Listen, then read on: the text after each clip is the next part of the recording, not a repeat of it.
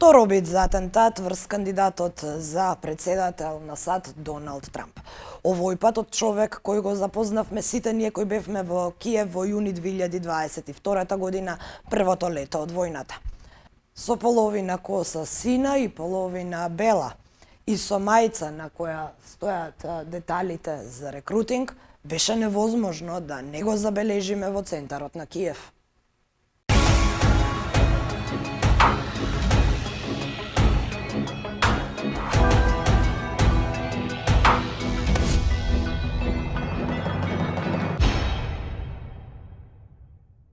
Јас сум Kristina Atovska, добре дојдовте во уште еден лавиринт. Веќе забележавте дека и овој лавиринт ќе мора да го посветиме на вториот обид за атентат на председателскиот кандидат на Соединетите Американски држави Доналд Трамп. Имено се работи за едно лице. Експертите по безбедност велат што е можно помалку да го употребуваме името на ваквите терористи или ваквите напаѓачи, така што во текот на емисијата повеќе ќе му се обраќаме во трето лице, а многу помалку со неговото име. Но она што е шокантно за нас кои бевме во Киев првото лето од војната е тоа што сите ние таму, хуманитарци, новинари, луѓе кои од било која причина се најдоа во Киев, имавме можност да го запознаеме овој човек кој се обиде да изврши атентат на кандидатот за председател, а подоцна беше приведен веднаш откако беше откриен од службите, се обидел да го напушти местото, но веднаш беше фатен и приведен, а сега го чека своето судење. Ова лице остана во Украина подолго време.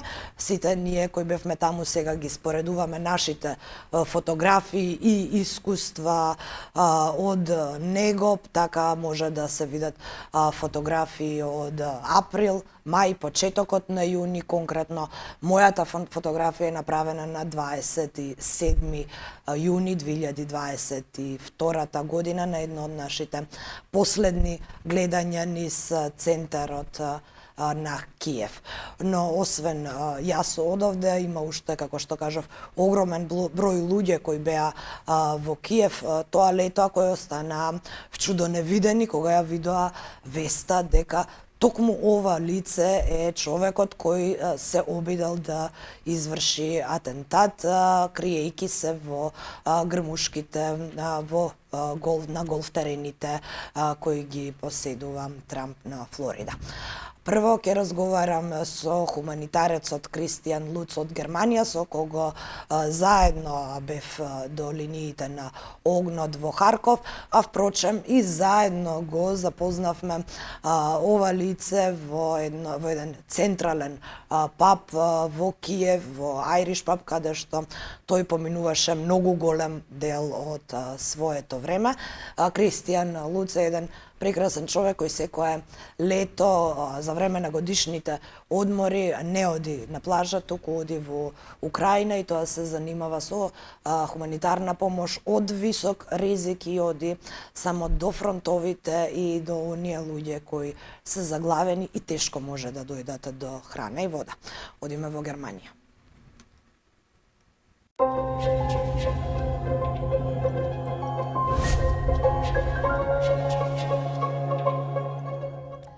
Christian Lutz from Germany. I'm so glad to see you again. Thank you very much for accepting this interview.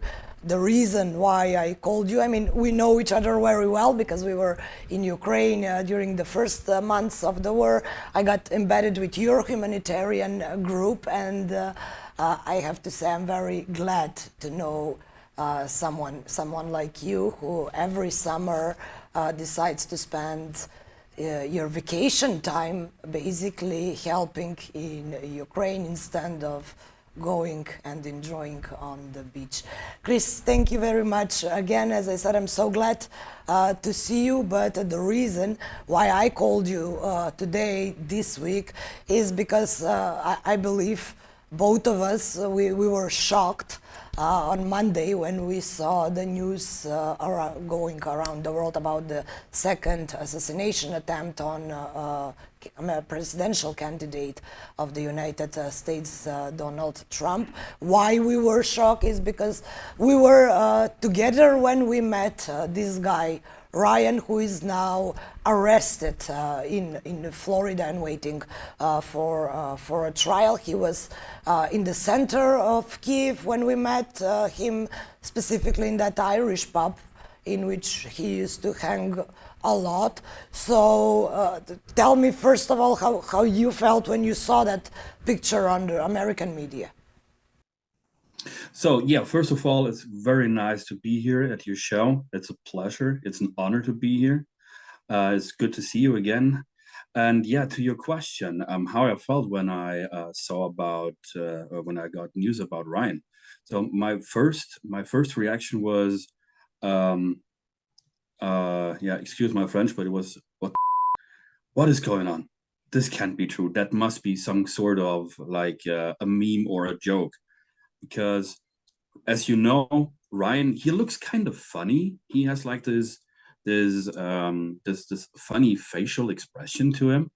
And when I saw his picture on a Polish news site, on a post of a Polish news site on Twitter, excuse me, X, um, with the headline something like "This is the attempted assassin" or the assassin, and at first I thought that was a joke. So I texted the news agency that released the post and um, asked them, "Are you serious, or is this a meme that I have missed somehow?" And they were like, "No, that's official release by the United States government. This is the guy who tried to assassinate former President Trump." And I responded with, "Well, I still got his number." So we verified to each other that the number that I have is legit. That is not a fake number. That I indeed had contact with Ryan, and this was my first interaction with this news. And yeah, like I said, I was pretty surprised. Yeah, me too. I couldn't believe my eyes when I saw his picture, and we met him several times, not just once, because he was in the center of Kiev all the time. He made some actions like protests, even though the protests were not allowed in Kiev because of the martial law. He thought something like a flag wall, which he put a lot of flags on the wall on the Maidan. And when we met him again, he was talking that it is his work.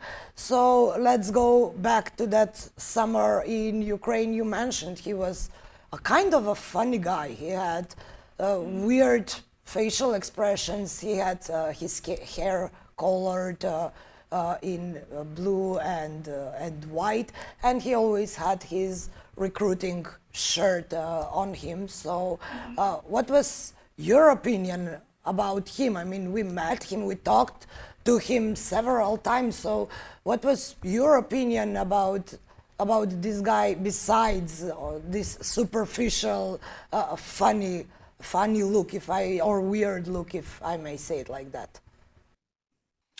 Yeah, so like you said, besides his what's it called, appearance, um, at first I thought he was a guy with a lot of resources, with a lot of contacts, because he was talking to basically everyone that was speaking English. Um, uh, he came up to the people and was like, "Hey, you're speaking English. Are you here to defend the country? Are you going to enlist with the military? I can help you with that. I got numbers, I got contacts." And once I told him that I'm not military, that I'm humanitarian aid, we exchanged numbers in hopes that he might be, like I said, a resource for more contacts into the military or the NGO work. As you know, 2022 was my first year in Ukraine. I didn't have the network that I have now. So I was still building my network back then. And but I pretty soon realized that Ryan was more smoke than fire. So there was more talk than actual action with him, especially when he got word that Johnny, you remember Johnny? Yes. When he got word that Johnny was an ex Air Force mechanic who knows about aerodynamics and airframes, and that he might be building drones, he was all into getting contacts to manufacturing sites, to people with tools, people with materials. He wanted to like stomp a drone production out of the ground within days, even though Johnny had no concept at all if he even wants to do drone building. And after a couple of days, it was pretty clear that Ryan was trying his best, but it was just like this overwhelming task to him. So he could not handle all the So things that were happening. your opinion is that he was not exactly connected with Ukrainian armed forces. He was there on his own. Well, he was. He had connections to the military, to the Legion for sure. He had a lot of numbers, and he knew a lot of people. But it was just too many information for him to work with, too many people to connect to each other. So it was more like this big task that he was overwhelmed with. And one of the reasons why he was so overwhelmed with his private project of recruiting people, I must say, private, because he was never in no way officially affiliated or associated with the Ministry of Defense or with the Foreign Legion of Ukraine. So it was his personal project. And one reason why he was so overwhelmed with this task was because I think he never really got the whole picture of how big this task actually will be of recruiting people or getting people into the country. The Ukrainian government or military is still struggling with that task, and it's a big organization. So how should like the single man handle this task? So yeah, that was my impression later on, that he was just like he went into it head over heel and had no real concept of how to work, how to handle the situation. And Chris, you mentioned that you had contacts, online contacts with him. He was always wearing that shirt with telephone numbers, with WhatsApp number. And I found out from the contacts, our contacts in Ukraine, that he had few groups, few WhatsApp or Telegram groups about recruiting people. Have you ever heard anything about those groups, and have he ever managed to recruit or to connect someone to the Ukrainian officials?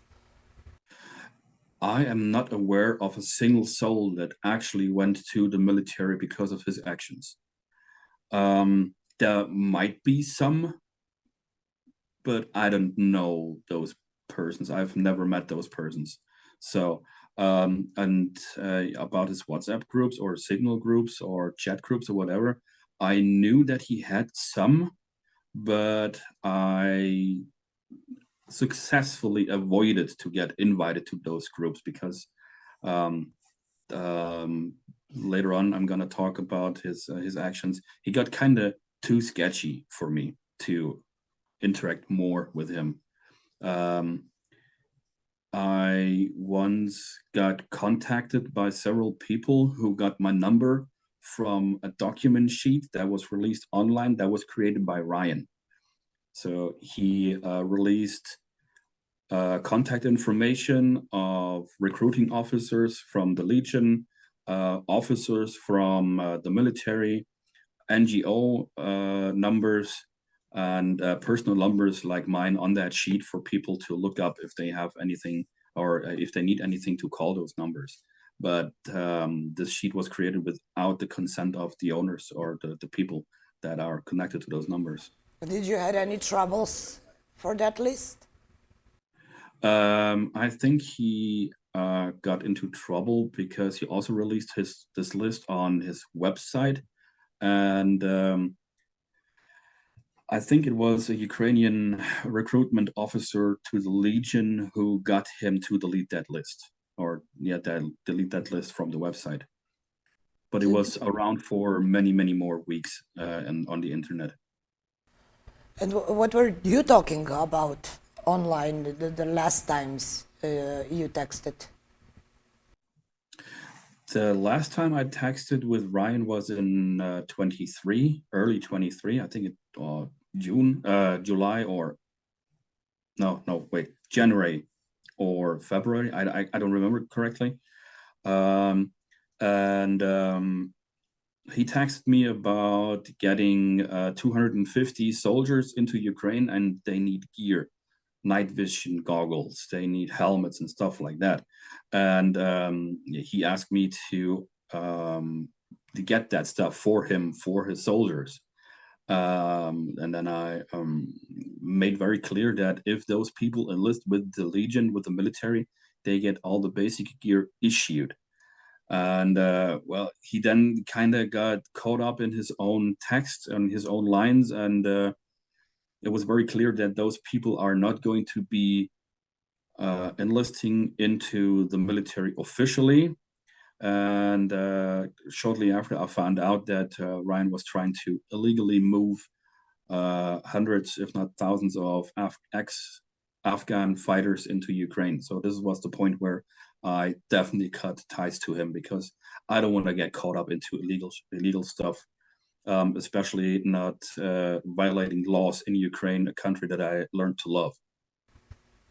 Yes, everything was suspicious around this guy when we met him, and about his recruiting process, because all of us who were together in Ukraine, we know the laws and we know the ways, the legal ways of recruiting or embedding inside the army or the territorial defense forces. But Chris, a lot of things are uncleared. Were uncleared about Ryan when we were in Kyiv together. One thing is about his place. Last time we saw him, I thought he mentioned that he is in some big, huge place underground where he has a lot of space to gather volunteers and to make drones, but he never told us the exact, at least not to me, the exact location. So do you know that place? I mean, I asked him to see the place, because a lot of people were talking about that kind of places where drones are built in Kyiv underground. So I wanted to see one of them, but I never got the chance. They did not allow. Actually, Ryan did not allow me to go to that place. So do you have any idea about where he was staying in Kyiv? No, not really. This place that he mentioned, or that you mentioned, never existed. If such a place exists in Kyiv, it would be under full control of the armed forces of Ukraine, and not by an individual from, I think, North Carolina. Yeah, I think he's from North Carolina. So no, that was a hoax, a total hoax. He never really mentioned where he lived during his time in Ukraine, but online sources, and other people that I've met, they suspected him living in a tent somewhere around Independence Square. I've never seen tent around there, but I also never found out where he actually lived during that time. I was suspecting that he was living in a place near Independence Square, because there were two foreigners who tried to get into the military, and Ryan got them the apartment. So I was suspecting him to also live there, but I never got a confirmation. Yeah. You might remember that evening. I think you were with us when this Albanian guy came up to us with Ryan together. We were standing at the coffee spot on Independence Square, I think. Yes, I do remember. So we stayed with him for a while, for a few minutes that night, and we were talking, but not about the recruiting process or informations about him. So No, not really. Yeah, Ryan asked me just to translate some stuff because the Albanian guy, he was speaking German because he used to live in Germany for a little while. And yeah, and it was a very brief conversation. So I gave this Albanian guy some German contacts that I had in the military, and I think that was the whole interaction with Ryan and the Albanian guy. yes, he was always in the city center, either sitting in one of the pubs on the center or walking around the Maidan. And as I said, it was very easy to spot. It was basically impossible not to spot him. He looked a little bit weird, and everything about him was suspicious. But at the end of the day, none of us could ever imagine that this guy will try to make an assassination attempt on a presidential candidate.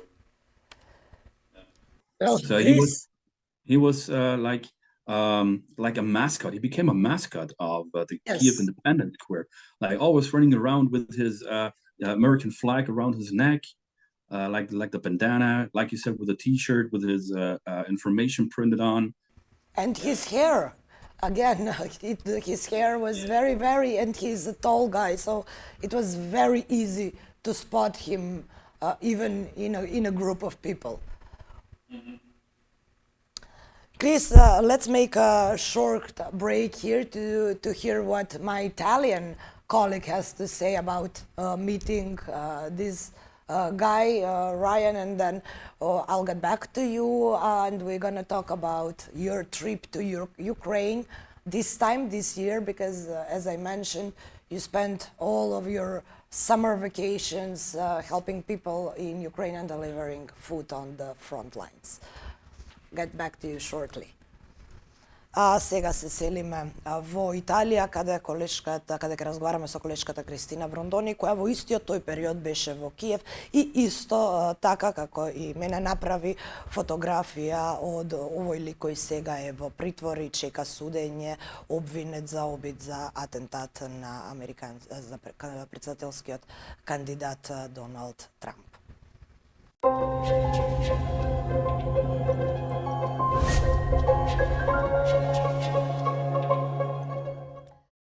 Kristina, thank you very much for this calling. My viewers already met you last season in my studio, but now you are back home in Milan. The reason why I called you again is because we were together the first summer of the war in Ukraine, and we are all, as I might say, in shock of this latest news coming from United States about the second assassination attempt on presidential candidate Trump. But why we are in shock is because we all knew this guy who intended to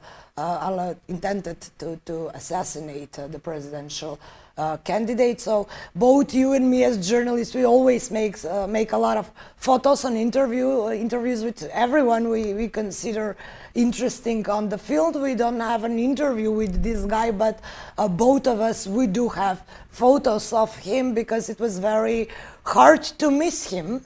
It was really hard to miss this person. He was in the city center all the time, and my photograph is made 27th of June. It's because of his shirt with all the recruitment details on it, and you have a photo from the beginning of the same month of June 2022 from the Maidan, when he does something what he does is exactly putting flags on the ground. So let's talk about that. When was the first time you met this guy, and what was your first thought when you saw him and when you approached him?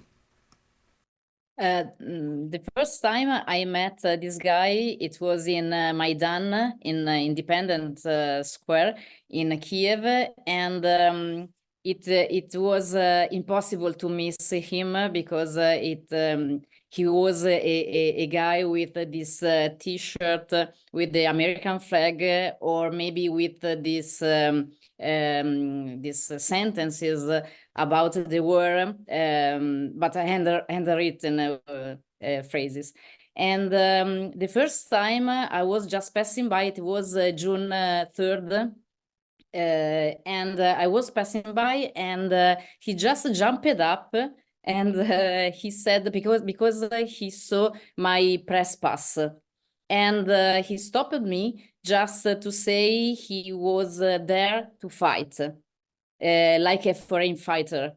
But to me, he was pretty strange, and I just stopped to hear what he has to say to me, and he was really upset because to him nobody cares about the little flag, the small flag on the green, and the flags, the commemorative flags for the fallen soldiers for the war in Ukraine. And he said something like, you must to show some respect for these soldiers, and he was there just crouched to put the flags in order. And what was your opinion about him? What did you think of him that time? What was your first impression? The first impression was he was just one of the guys in Ukraine, because I was in Kiev. I have been in Kiev after a long trip from South Ukraine to Kyiv by bus. And in this travel, I have seen a lot of these people, usually dressed soldiers-like, but with just waiting to be called, I think, in the army. And the first impression was, okay, he's just one of a lot of these people, and it was he was really he acted really strange to me. I'm not a doctor, but his behavior was something like pretty insane. He was talking out loud in the middle of the square, and his dressing was soldier-like, but with this T-shirt with the handwritten sentences against Putin and for Ukraine. And I did not interview him because I thought he has nothing to say important to me.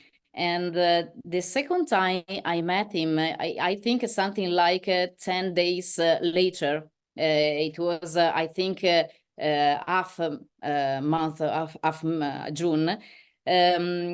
I was pretty worried because I have seen him dirtier, really dirt, and he was like sick, ill. And I stopped by and I asked him if he was okay, and he said yes, and he was really, really mad. He told out loud about another time the flags, and he was, I think he was upset because the army, the Ukraine army, said they didn't want him. I think, because he said, I'm here to fight, and I want respect, and the same respect I give to the dead soldiers. Okay, so to me and to some other people, he told that he's not there to fight, but just to recruit. So apparently he had few stories to tell about on different people. But how many times did you see this guy? I mean, I said many times during this show it was impossible not to spot him.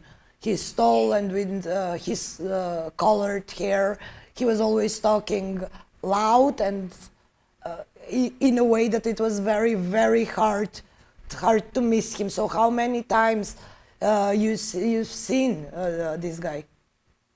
I think I was in Kiev. I was in Kostolna. It's a street in the Independence Square, and every time I go down and I was out, I've seen it.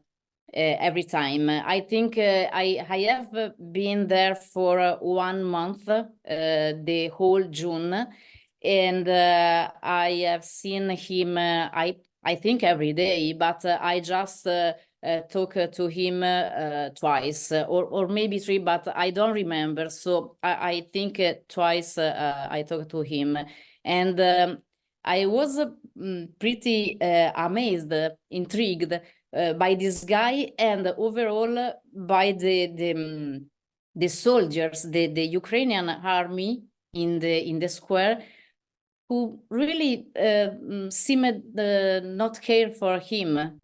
And it was very strange because of these flags, because of this behavior. It was a really strange behavior. I think you don't have to be a doctor to I don't know, to find he is very strange. Because Yes, visible from the first sight. Yeah.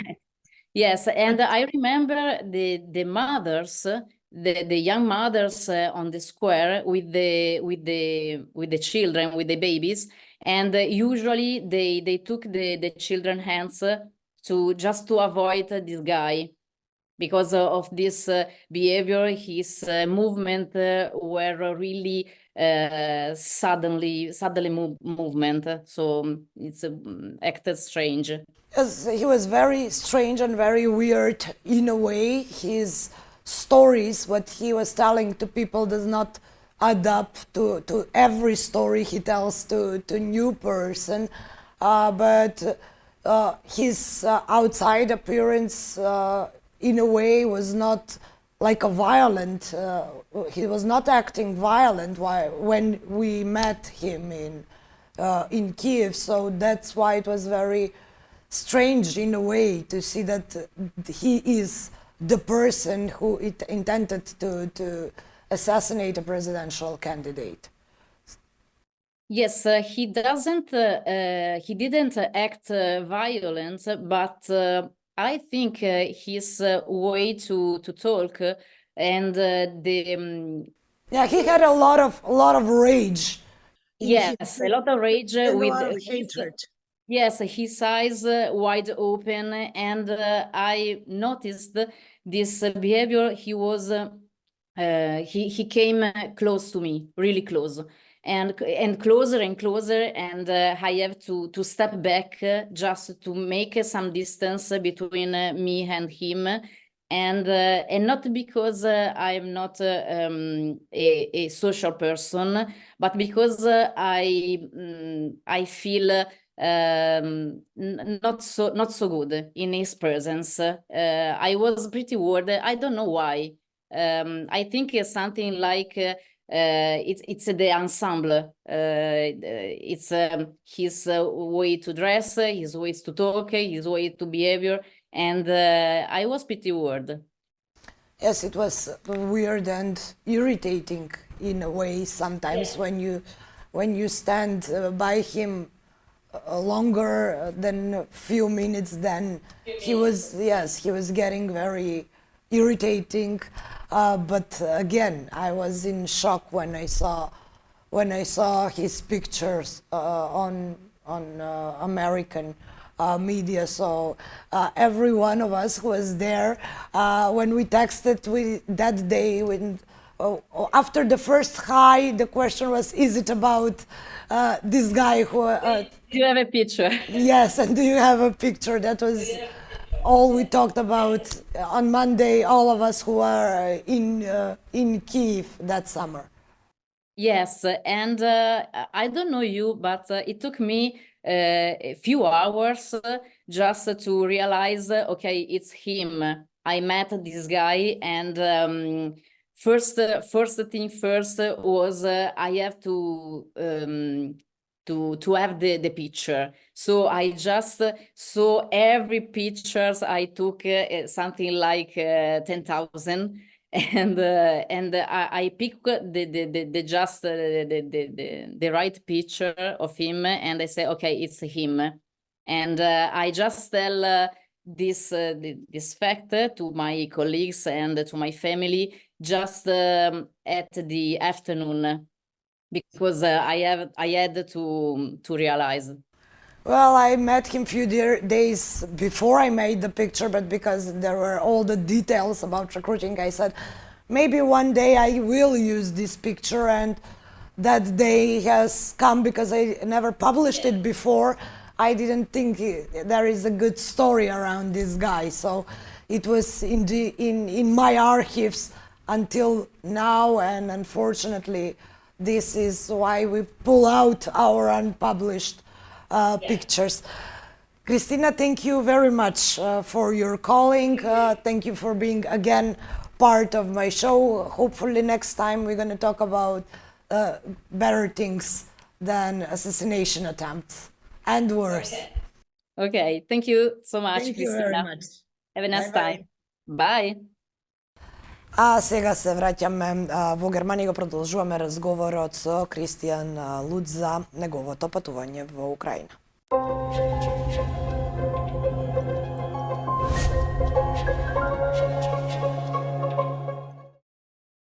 Chris, back to you. Thank you for waiting, and we had to finish the talks about Ryan, because as I said, all of us who were there in June 222, we were all shocked when we saw his face on American media. Let's go back to the conversation about your trip to Ukraine this year. A lot of things happened there. The front is getting even bigger and bigger. People are dying with no stop, no ceasefire, and from what I can read and hear and get from my contacts there, it's getting even more awful every day now. So which cities did you visit this time, and what was your impression of this trip? So this year, well, my trip kind of fell short because I had a car accident with my Big Blue, with my van in the Czech Republic. I had a tire blew out on me, and I flipped the car over. That was the beginning of my humanitarian aid mission this year, and I was stuck in Czech Republic for about 10 days to get my car fixed. But after that, once I got to Ukraine, my main area of operation this time was the Donbass. It was mostly Pokrovsk region, and operating from Kramatorsk.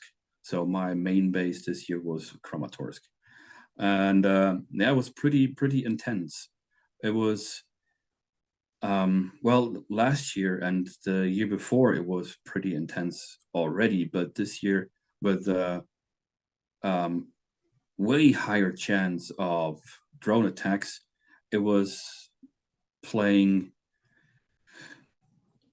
sorry for the wordplay, but Russian roulette, getting hit or not getting hit. So that was my feeling in Kharkiv every day. It's like somebody is playing Russian roulette. Yeah, yes, sure, but Kharkiv in 22 was more safe than Pokrovsk this year.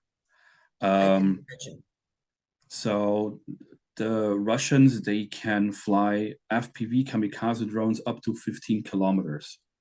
And when I was in Ukraine in the Pokrovsk region, the front line was roughly 8 to 10 kilometers away from Pokrovsk. So the danger of FPV drones was immense. Also artillery and mortar shelling. I was doing a couple of runs to Pokrovsk. I, for example, delivered 5 kilowatts diesel power generator to 79th Brigade for a medical stabilization point. And we had several impacts in the city. It wasn't something out of the ordinary. But once I got back to Kramatorsk, an hour later, I got the message that another NGO in Kramatorsk, a German NGO, got heavily lit up. So there were 4 injured, 1 heavily injured, 2 cars damaged, and they just returned from an evacuation mission. So the situation this year is way more dangerous in Ukraine than it was last year or 2 years ago.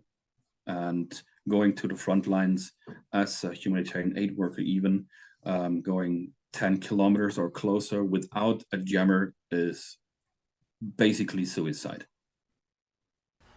So the Ukrainians keep asking for military help and help with people with manpower. So what did you see this year? Did they get manpower from outside? How is the process of mobilization going? What was your feeling at the moment? Because when we were together at the beginning of the war, the morale in Ukrainians were very high, was very high, so they were all somehow ready to go and fight. But what I heard from Vova, that is not the case anymore. Vova is our friend and the military personnel you mentioned earlier, and my viewers had occasion to see it in the past season.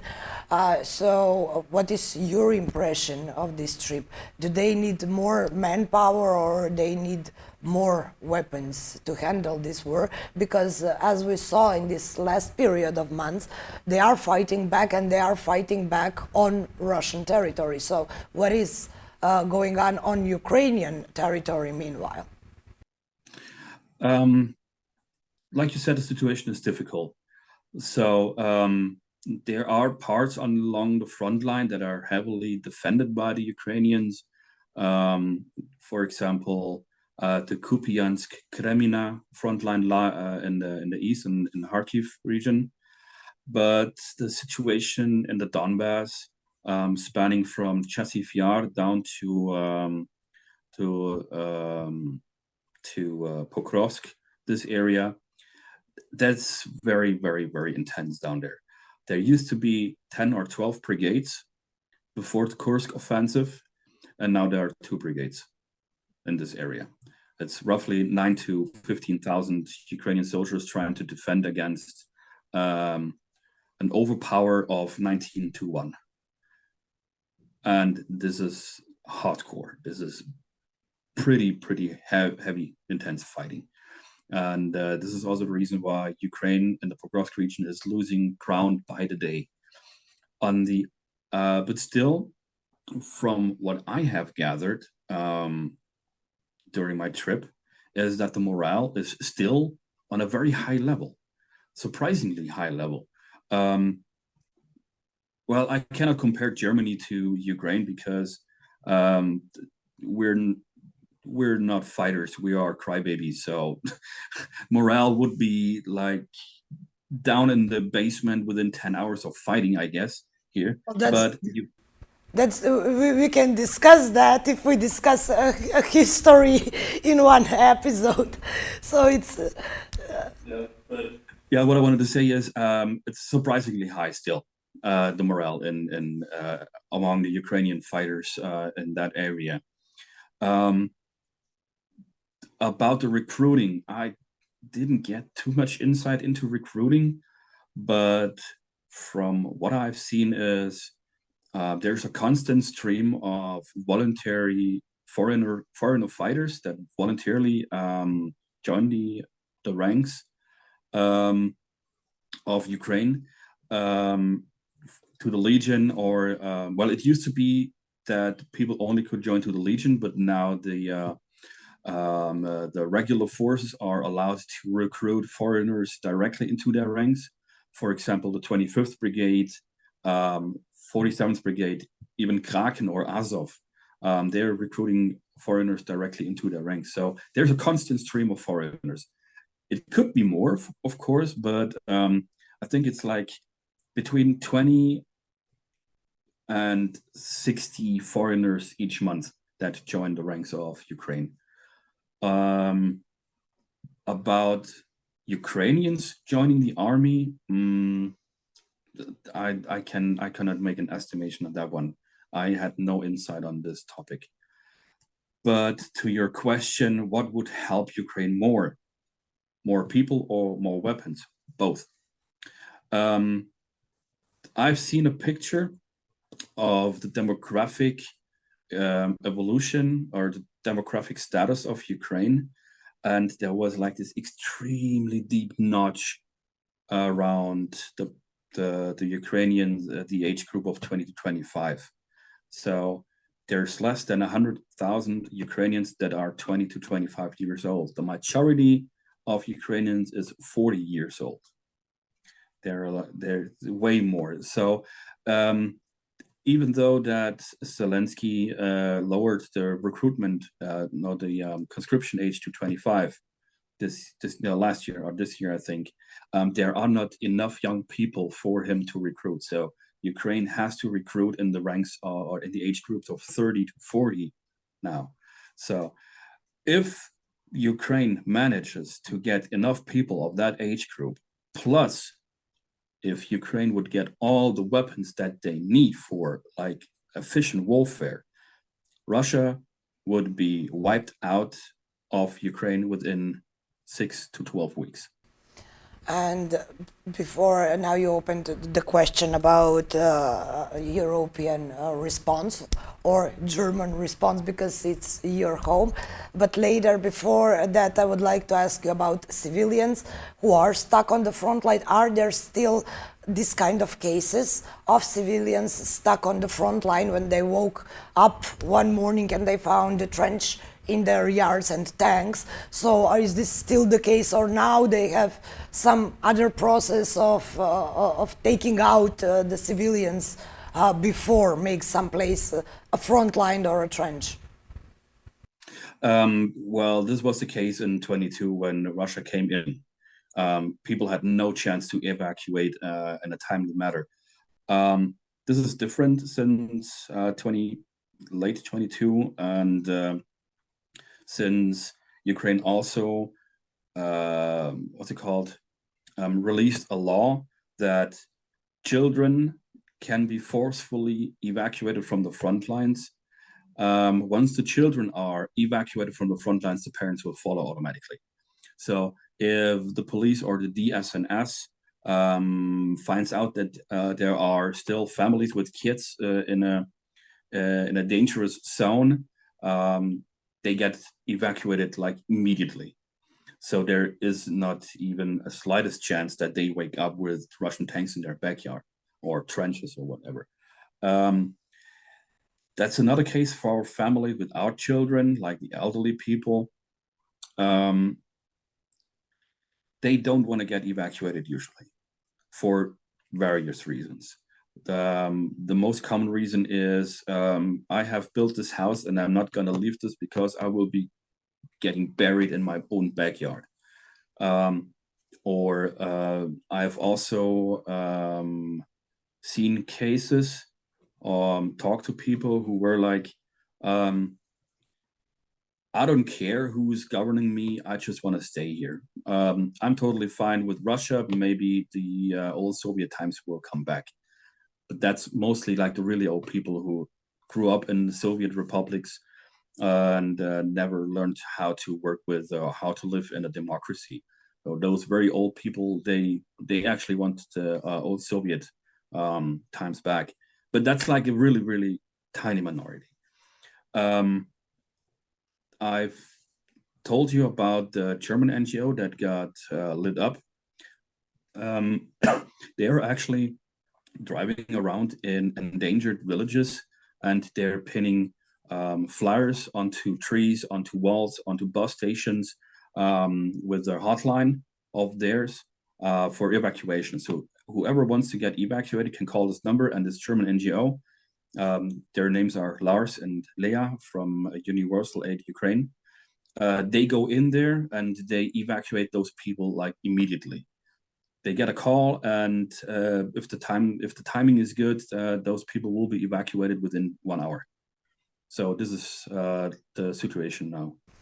Well, thanks God we have people like you and them to take care of some people that are not getting the proper care or concern because of this war environment. And of course all the services in Ukraine are way too busy to handle everything, and it is a huge country, so those civilians really need guys like you in these times. And Chris, at the end, because we mentioned the foreign help with specifically with weapons and money and all the necessities Ukrainians have, but what do you think about the response of your government? Because Germany doesn't want to give them long-range weapons, but is supplying Ukrainian army with another kind of weapons. So what do you think about your country policy towards Ukraine? Yeah, that's also a little bit tricky. So about my current government, it's ruled by 3 parties together. It's the socialists, I would call them, socialists, the Green Party, and liberals. And the socialists, they have the majority in the government, and from my perspective, we hesitate, or the government hesitates to give Ukraine everything that they need because they are, for once, they live in fear of Russia. They fear Russia still. And secondly, they are hoping to get back to economic relations with Russia for gas, for cheap resources or whatever.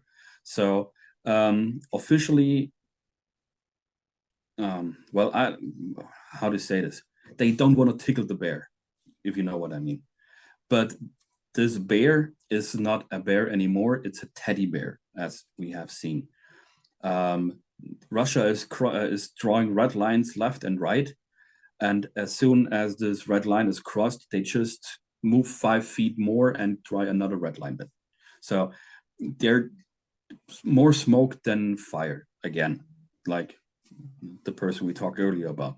So it's just like empty threats of Russia. And the German government, the socialists, they still believe that. And I'm so angry about it. If we could give Ukraine the long-range weapons we have, probably one of the most advanced long-range weapons on the military market globally, we would see way more actions like we have seen last night with the big ammunition depot that got blown up. We would see Engels Air Base, where all these bomber darts that launch the Iskander missiles on Kiev, on Kharkiv, and on every other city, we would see those airfields go up in flames. All the airplanes would go up in flames within days. And yet we're sitting here and still talking about how many more rifles can we get to Ukraine. Just like those little bits and pieces, we're dragging, what's it called? Do you know the picture of the moolie with the guy sitting on top and holding a carrot on a pole? It's like that. So we're just giving them little bits and little pieces to not let them drown, but we are so far away of giving Ukraine what they need to win. Yes, but Europe as a continent, the European continent, is now afraid. It's not now, it's from the beginning of the war, but all the European countries are somehow afraid of spillover. So there is another side of the coin we have to be aware of. Yeah, but what kind of spillover? Well, I know friends, for example, they're not as afraid of Russia as Germany is. France and Great Britain, they were the first to give Ukraine long-range weapons, the Scalp or Storm Shadow, respectively. Then there's Italy, who basically doesn't give a F about what Russian says or what Putin says. Then there are the Baltic states. We don't have to talk about them. They have the hatred towards Russia in their blood. So, but since Germany is kind of a leading figure in the European world, nobody dares to go bigger solo ways without the approval of Germany, which is a shame. Chris, thank you very much for your calling. Thank you very much for your time. I'm so glad to see you again on the other hand. And you are part of my documentary film, so you was in Skopje for the premiere, but you are always welcome in my city to visit me whenever you want. And again, in a humanitarian aspect, thank you very much for what you're doing every summer in this past few years. And again, I am very grateful to know you and to know a person with such a big heart as yours. Thanks again. It was a pleasure to be here. Thanks for the invitation. And I hope we will always see each other only for good things, even though we met in a bad environment, but we will try that in future. Thanks again. Bye-bye.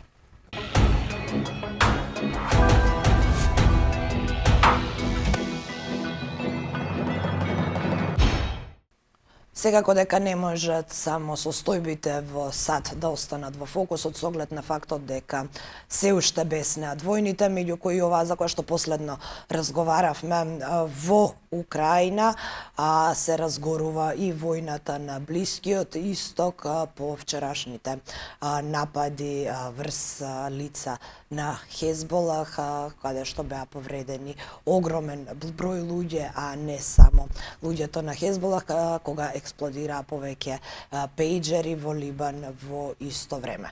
Во меѓувреме завршија секако изборите и сите изборни процеси во рамки на Унијата, и Унијата секако користи овој период за да се ги доекипира или да ги допополни празните места во европските институции, но за сево ова ќе гледаме во наредните лавиринти. Сега секако не можевме да го премолчиме најновиот настан поврзан со вториот обид за атентат на председателски кандидат на САД.